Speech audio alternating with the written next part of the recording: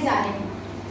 समीकरण क्या होता है आप सब पहले जान चुके हैं, पढ़ चुके हैं, ठीक है। समीकरण क्या होता है, क्या पढ़े थे बेटा, कि दो व्यंजकों के बीच यदि समानता का क्या है, समानता के कथन को समीकरण कहते हैं। दो व्यंजकों के बीच समानता के कथन को समीकरण कहते हैं। जैसे कि हमने कहा था 100 ऋण x बराबर 75। 100 में से क्या घटाएं कि 75 आए, 100 में से क्या घटाएं कि 75 आए। कोई भी बच्चा पुस्तक में नहीं देखेगा, चाहे तो पुस्तक बंद कर सकते हैं, सिर्फ पूरा ध्यान आप ब्लैक बोर्ड पे लगाएंगे, कोई बुक नहीं खोलेगा, कुछ नहीं, सारा कुछ यहीं पर। 100 में से क्या घटाएं कि 75 आए, तो ये क्या क्या है बेटा, अज्ञात, क्या है, अज्ञात राशि। क्या है, अज्ञात राशि, जिसे हम क्या कहते हैं, चरांक। क्या है ये, चर राशि, और ये अचर राशि। मैंने बताया था ना कि जिस राशि के मान परिस्थिति के अनुसार बदलते चले जाते हैं वो सभी क्या कहलाते हैं, चर राशि कहलाते हैं। जिसका मान हमेशा स्थिर रहता है वो अचर राशि कहलाता है, ठीक है। तो यहाँ पे ये अज्ञात संख्या है, अज्ञात संख्या मतलब क्या है, ये चर राशि है। ये एक कथन है, समस्या है। इस समस्या को मैंने किससे दर्शाया है, बराबर के चिन्ह से दर्शाया है। तो कहा गया है इसमें कि दो व्यंजकों के बीच समानता के कथन को समीकरण कहते हैं। यहाँ पर यदि बराबर का चिन्ह है तभी वो समीकरण है, नहीं तो वो नहीं होगा। ये हम पहले पढ़ चुके हैं। अब हम एक चर वाले समीकरण का हल करेंगे। प्रश्नावली 4.1। एक चर बोलने से समझ गए, एक चर है, दो चर मतलब दो चर होगा, ठीक है। x और y यदि किसी संख्या में यदि ऐसा हो जाता है,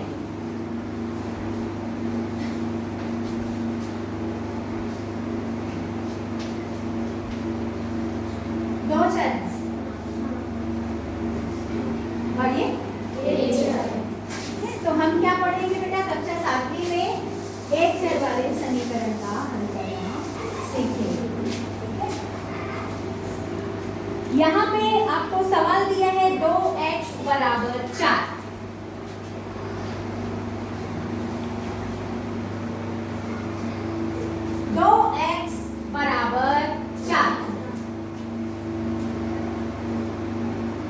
जाइए आप लोग अपने इधर जाइए।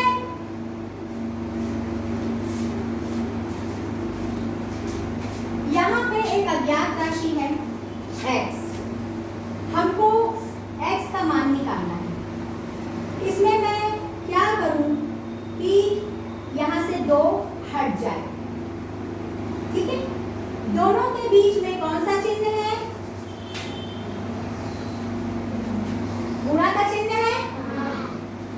तो इसमें मैं 2 से क्या करूंगी, दोनों पक्षों में 2 से मैं भाग दूंगी, ठीक है। यहाँ पे लिखना पड़ेगा समीकरण के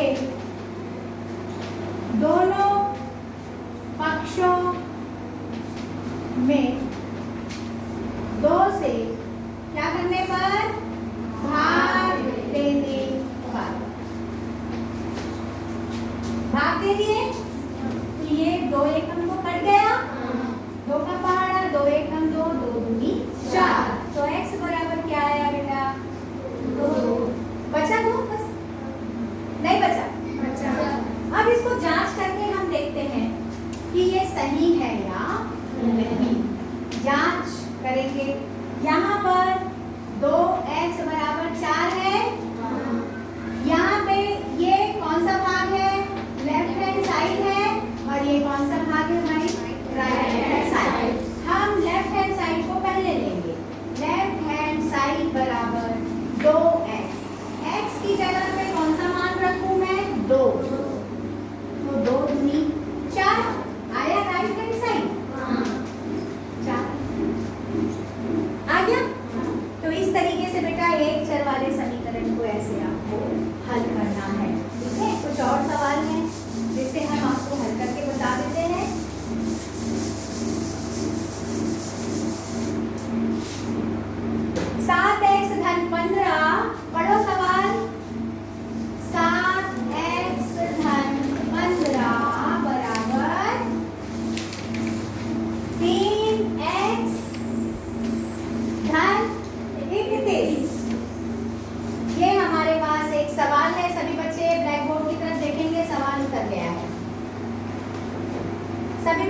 ब्लैक बोर्ड की तरफ देखेंगे, कोई किसी तरफ ध्यान लगाने की जरूरत नहीं है।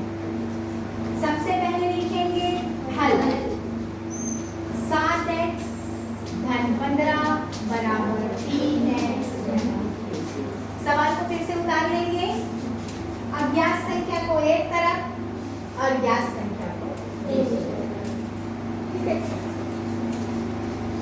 7x 15 को हटाना है, धन 15 है, 15 कब हटेगा? जब ऋण 15 होगा। क्या होगा? ऋण 15 में से 15 को घटाएंगे तो शून्य आएगा ना।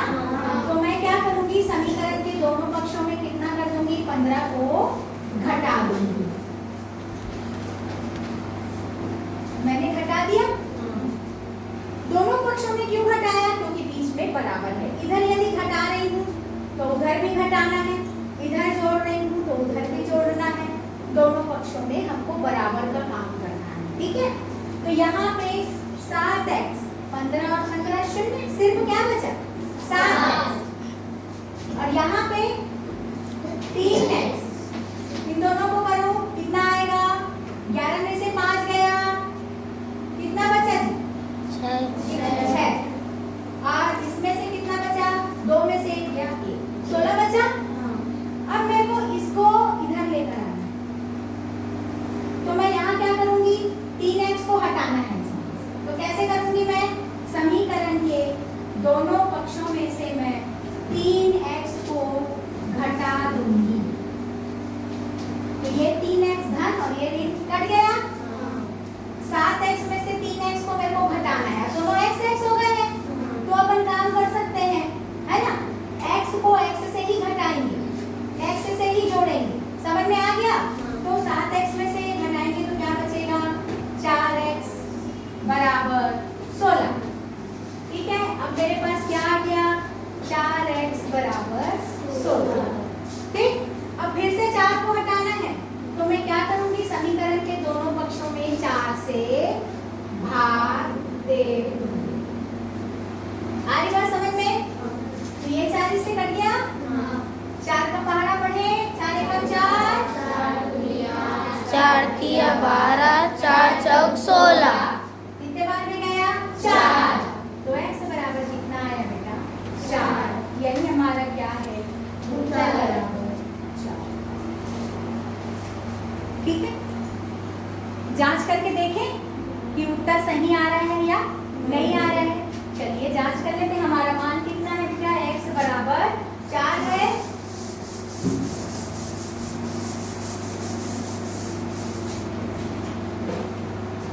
x के मान को दोनों पक्षों में रखने पर, जहां जहां x है वहां पे x बराबर कितना रखना है अपने को?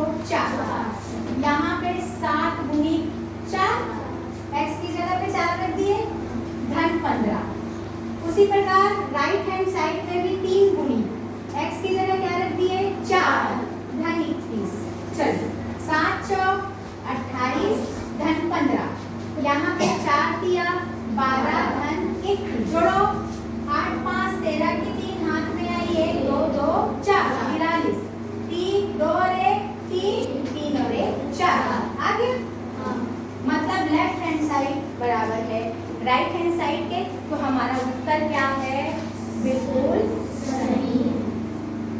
ठीक है, इसी प्रकार एक आध सवाल और बता दें। Yes ma'am.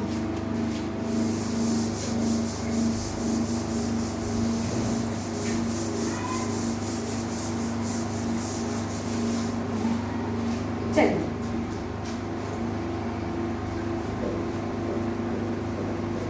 तीसरा सवाल है 2y धन 9 बटे 3 बराबर 3y धन 10। ये सवाल है। सबसे पहले हल, सवाल को पुनः उतारेंगे। 2y धन 9 बटे 3 बराबर 3y धन 10। यहाँ पे इसको इधर लाना होगा तिर्यक गुना से। यहाँ पे हटाने के लिए तो क्या हो जाएगा? 2y धन 9 बराबर 3y धन 10 गुणे ये 3 को इससे गुणा कर दिया, ऊपर ले आए। ठीक है, अब क्या हो जाएगा ये 2y धन 9 बराबर कोष्टक तोड़ने के लिए गुणा करना पड़ेगा 3 का गुणा 3y से, तो 3 दिया 9y धन 10 दिया 30। आगे बात समझ में? अब 2y और 9y को एक जगह और 30 और 9 को एक जगह। ठीक, एक पक्षांतर विधि भी होती है। कौन सी विधि होती है? पक्षांतर। पक्षांतर का मतलब होता है एक पक्ष से दूसरे पक्ष में यदि किसी संख्या को लेकर आते हैं तो संख्या का चिन्ह बदल जाता है। धन है तो ऋण और ऋण है तो धन, वो वाला मेथड का उपयोग करते हैं। तो यहाँ पे हमारा सवाल है 2y, ठीक है, ऋण 9y, इसको इधर ले गई पलटा के, तो ये धन है, उधर जाके क्या हो गया ऋण, और ये 30, अब इधर क्या बचा 9y उधर चल गया, तो इधर कितना बचा 30 बचा। तो 30 को उतार दिया और उधर से 9 को लेकर आए, तो ये धन है वो इधर हो गया बेटा। इसको कौन सी विधि कहते हैं? पक्षांतर करने पर, ऐसा लिखना पड़ेगा, पक्षांतर करने पर। समझ में आ रहा है? अब इसमें से घटाएंगे तो ऋण 7y बराबर 30 में से 9 घटाएंगे तो 21। अब y बराबर 21 बटे ऋण 7, इसको नीचे ले आओ तिर्यक गुणा में। ये भी एक मेथड है, डायरेक्ट या तो 7 से भाग दो ऋण 7 से, या फिर डायरेक्ट तिर्यक गुणा से इसको नीचे भी ला सकते हैं। तो 7 एकम 7, 7 तिया 21, कितना आया ऋण 3। ठीक है, और यही हमारा क्या हो गया बेटा उत्तर बराबर 1। ठीक है, और समझ में आया ये? हमने 4.1 हल कर लिया। 4.2 में कुछ अलग तरह के सवाल हैं। जैसे जीवन में कोई समस्या आती है, उसको समीकरण के रूप में बदलना और फिर उसको हल करना, तो इसे क्या कहते हैं? समस्याओं को हल करने के लिए समीकरण का उपयोग करते हैं। प्रश्नावली 4.2 का पहला सवाल, किसी संख्या के 2/3 भाग का मान 24 है। किसी संख्या के 2/3 भाग, ठीक है।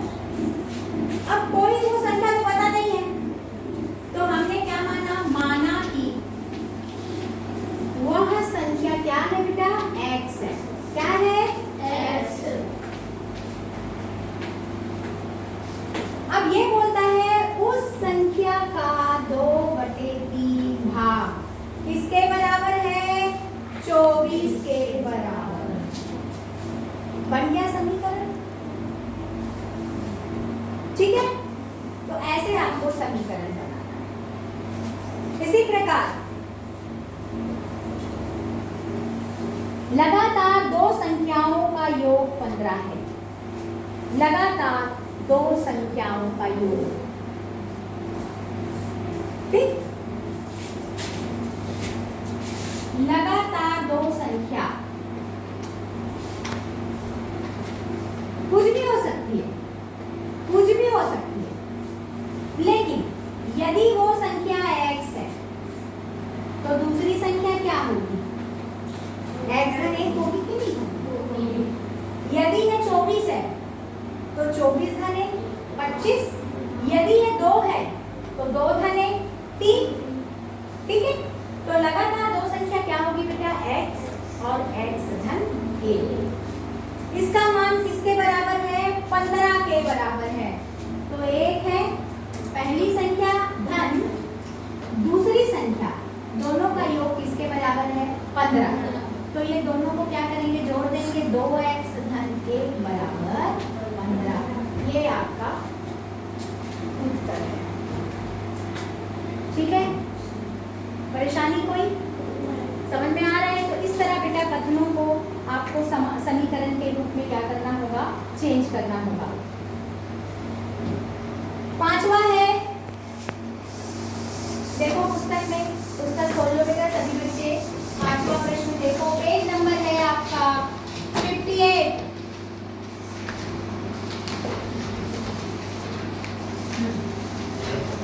किसी परिमेय संख्या का हर क्या है, अंश से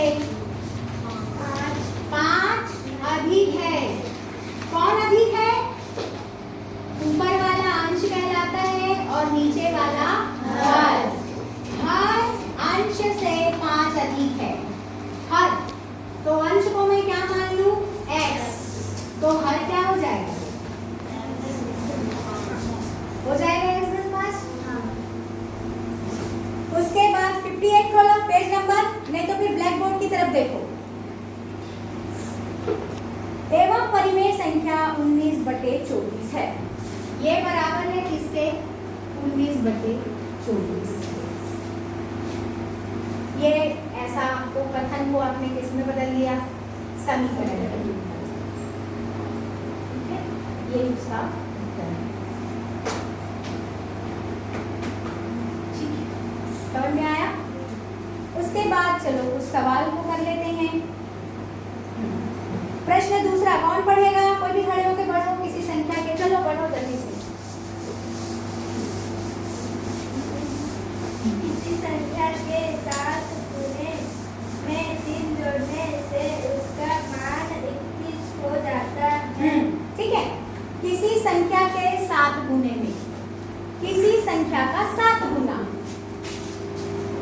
कौन सा सवाल है, पांचवा कि दूसरा? दूसरा।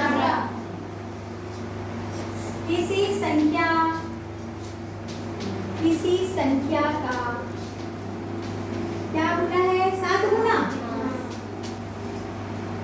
हल, किसी संख्या का 7 गुना, तो माना कि वह संख्या कितनी है, x है। कितनी है बेटा, x।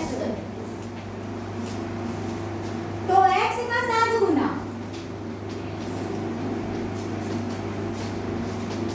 7x, ठीक है। x का 7 गुना कितना हो गया बेटा, 7 है। उसमें कितना जोड़ना है, 3 जोड़ने से।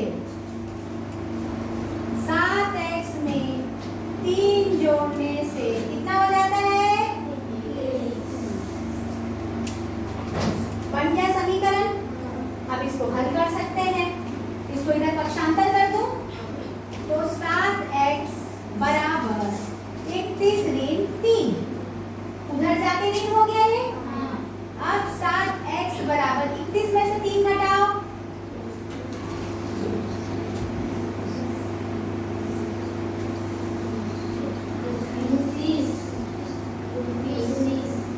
में से 3 घटाने से 29 आएगा। कितना आएगा, 28। अब हमारे पास क्या बचा, 7x बराबर 28। तो x बराबर, इसको नीचे ले आओ तिर्यक गुणा से, 28/7। ठीक, तो नीचे ले आई, 7 एकम 7, 7 चौक 28। x बराबर 4, उत्तर बराबर 4। ठीक है, ये समीकरण है, इसमें रख के देखो, जांच करके देखें। चलिए जांच कर लेते हैं, क्या दिया है, 7x + 3 बराबर 31। x बराबर क्या रखूंगी, 4। 7 × 4 + 3, मैंने क्या लिया बेटा, लेफ्ट हैंड साइड लिया है। 7 चौक 28 + 3 बराबर 31 आ गया राइट हैंड साइड, मतलब हमारा उत्तर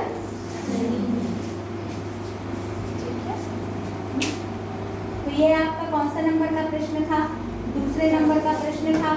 चलिए 5वें नंबर का प्रश्न कर लेते हैं। पढ़ो, कोई बच्चा खड़े हो जाओ, 5वें नंबर का प्रश्न लड़के में से पढ़ो। चलो, किसी आयत की लंबाई चौड़ाई से 3 अधिक है यदि आयत का परिमाण 30 सेंटीमीटर हो तो आयत की लंबाई एवं चौड़ाई ज्ञात कीजिए। ठीक है, क्या बोला उस बच्चे ने,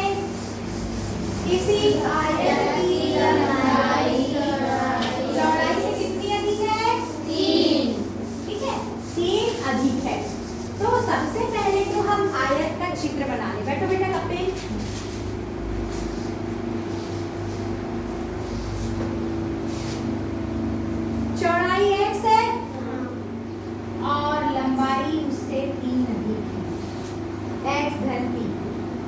ठीक, परिमाप कितना दिया है? 30 सेंटीमीटर। सेंटीमीटर है, ठीक है। तो ये भी किस में हो जाएगा बेटा?